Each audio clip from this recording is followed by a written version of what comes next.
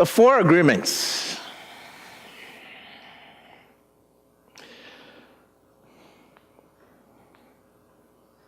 It's been quite a journey that we've been on. We've talked about 3 agreements. We're about to talk about the 4th.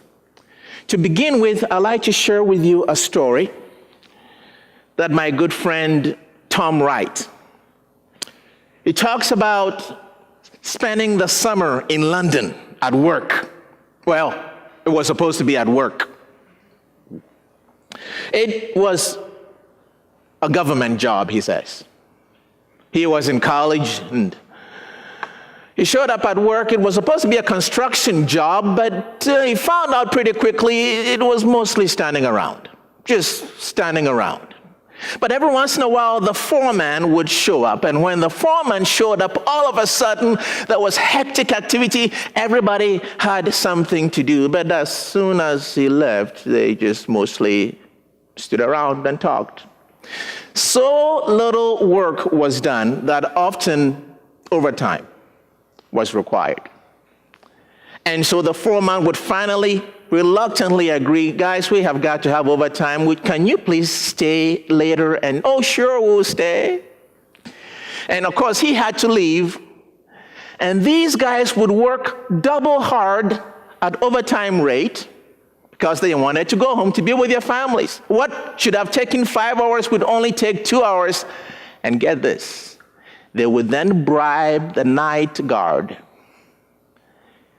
to punch them out on their time clock, time sheet, while they took off and went home. Now, that may seem a bit extreme, but that was his experience. That's not exactly the attitude of doing your best, is it? We talked about the first agreement several weeks ago, and that was to be impeccable with your word. Notice it doesn't say be impeccable with your words, your word. Because we're not talking about so much the language that comes out of our mouth. We're talking about the spirit, the intention, the motives that are behind the things that we say. That's what we're talking about. And when Jesus talked on this subject, he said, now, the problem is not with the mouth. The problem is with the heart, because it's out of the heart, right, that the mouth speaks. So be impeccable with your word. Second agreement, don't take anything personally. Now, that's a tough one. I mean, the world we live in, are you kidding? Don't take it personally. Yeah, right. It's tough. But to take things personally means that we pretty much hand ourselves over to others, who by their word, by the things they say or things they don't say, by the things they do and things they don't do, we hand ourselves over to them.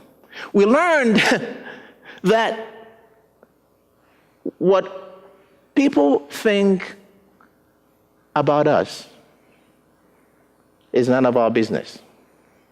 Wait a minute. Yeah, that was a quote.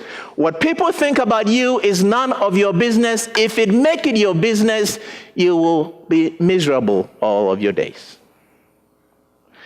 Maybe we ought to write that one down. Don't take anything personally. How then do we manage our lives as we relate with people if we are not going to take anything personally? We talked about that in the second agreement. The third agreement, this one was fun.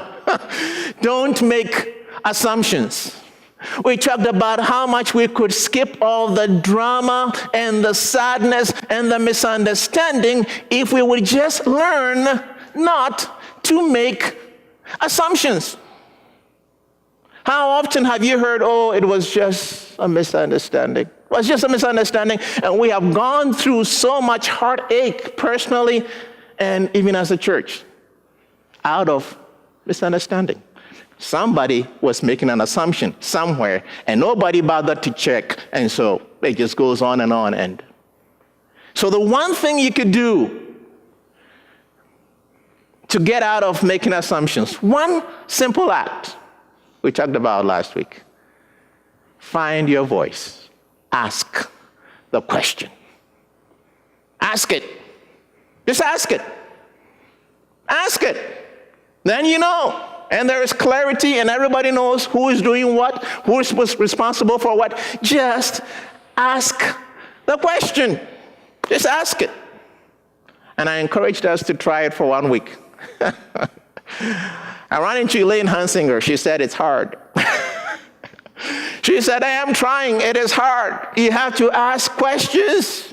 Can't just assume anymore. You have to ask questions. And when is that meeting? And who is picking us up? And is there going to be lunch? I mean, ask the question. She said, I'm trying, but it's hard. Today, always do your best. Now, sounds pretty straightforward. What exactly does it mean to always do your best? Let me tell you what it doesn't mean, first of all.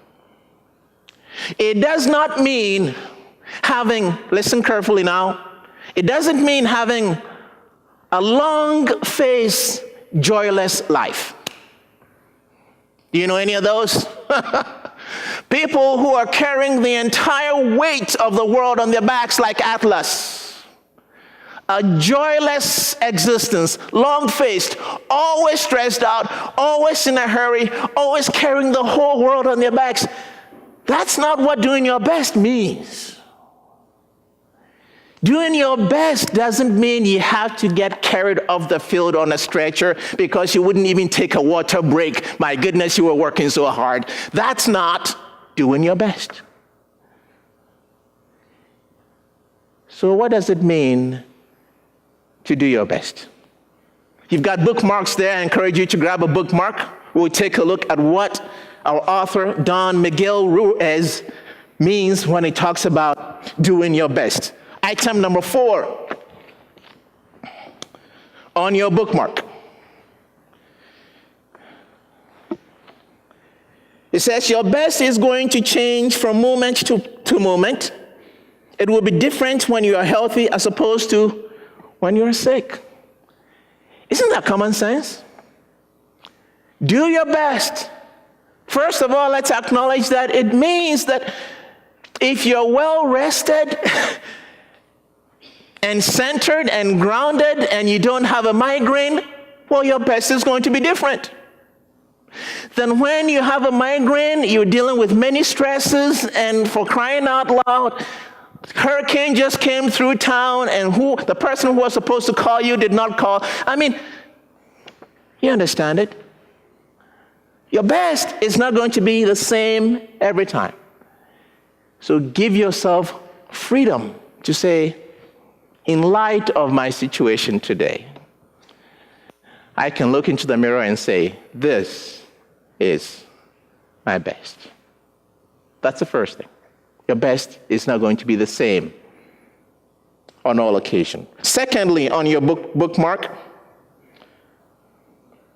under any circumstance, simply do your best, and you will avoid self-judgment, self-abuse,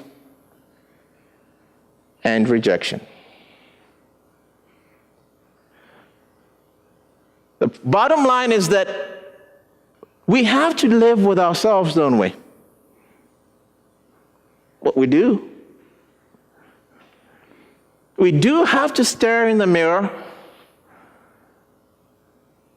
and answer the question, am I doing my best? Answer the question of motives, answer the question of spirit. Am I doing my best? Am I applying myself in this role, in this position, in this work? Am I doing my best? Am I doing my best? Well, somebody might ask, well, what's the big deal? I mean, what's the big deal? So if we're standing around waiting for the foreman to show up so that we can actually do some work, everybody is doing it. What's the big deal? What's the problem? What's the problem if in my homework assignment that they give me at school, instead of reading the book, I actually just bring up the Cliff Notes version online? What's the problem with that? Everybody's doing it. What's the problem if all we do is go from meeting to meeting, and when we have an assignment to do in between meetings, we don't get around to it? And then we go from meeting to meeting and nothing gets done. What's the problem with that? What's the problem with making promises and not keeping it? What's the big deal? Well, it's a big deal, my friends. To make the point again, we have to live with ourselves. We have to face ourselves. Now, some of us have come up with nifty ways of not ever having to face ourselves. It's called busyness. Oh, yes. Constantly moving, never taking a moment to reflect on where I've been, constantly moving. That'll do it. Yep, always running. Some of our business is out of this mentality, because if you stopped for just a moment and looked, you see.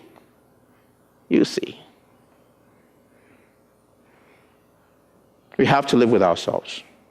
But secondly, we have to answer to someone else.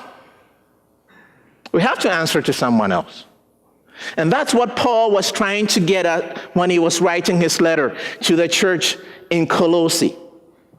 Here is what he says, and Carolyn read that for us very beautifully.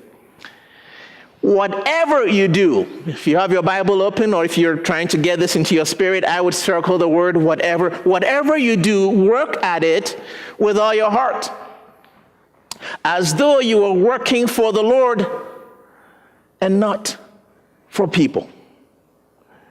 Remember that the Lord will give you a reward that he has kept for his people, for Christ is the real master you serve. Christ is the real master you serve. This instruction Paul gives to people who were, to be honest with you, slaves in that time. And they did the same thing that Tom Wright and his colleagues did in London. They just stand around and watch and see if anybody is watching, and when somebody finally showed up, they will do work. And he says, you've become believers now. And your real master is not the one you're waiting for to come and watch. Your real master is Christ. And he comes with his reward. He's your real master. So whatever you do, work at it with all your heart. With all your heart. Because your real master is Christ. In other words, do your best. Do your best. And that's what, in a sense, our mission statement is about, isn't it? Love God, know Christ, care for one another, joyfully share the good news of Jesus Christ. Love God means worship. And as I said at the beginning of the worship service, worship is where we are and what we're doing right now. Yes, plus worship as a lifestyle. Right? Bringing your best, because it's an act of worship, whatever it is you're doing. Isn't that why all of us get very excited when we run into Amish-made furniture and we're willing to pay the premium price? Isn't that why? Because those people, whether it's furniture or jam, those people view all of that as what? Worship. You can count on it. It's been done well. It's been labored over. It is an act of worship. And so we are willing to get in line and pay premium price if it says Amish, because we know it's done well. Worship. Worship. Worship. Paul, writing to the church in Rome, he's heard that the Roman church, the believers that are in Rome, are just not living out their faith. They may go to worship on a Sunday morning or Saturday night, but it was not translating into their lives at business and at home and at work. And he writes a sad statement. He says, no wonder the scriptures say that the world speaks evil of God because of you. That when people are looking at the kind of work that you're doing in the public arena, they say, and you call yourself a Christian? This is what you have to offer, and you call yourself a believer. The same Paul had a struggle. It doesn't mean being perfect. No, we're not talking about being perfect. But we're talking about a mindset that says this is for God. This is not just for people to come and see and be pleased, to look around and see who is coming. This is for God. It's an act of worship. I will do my best. Paul had a weakness. And we don't know what exactly the weakness was.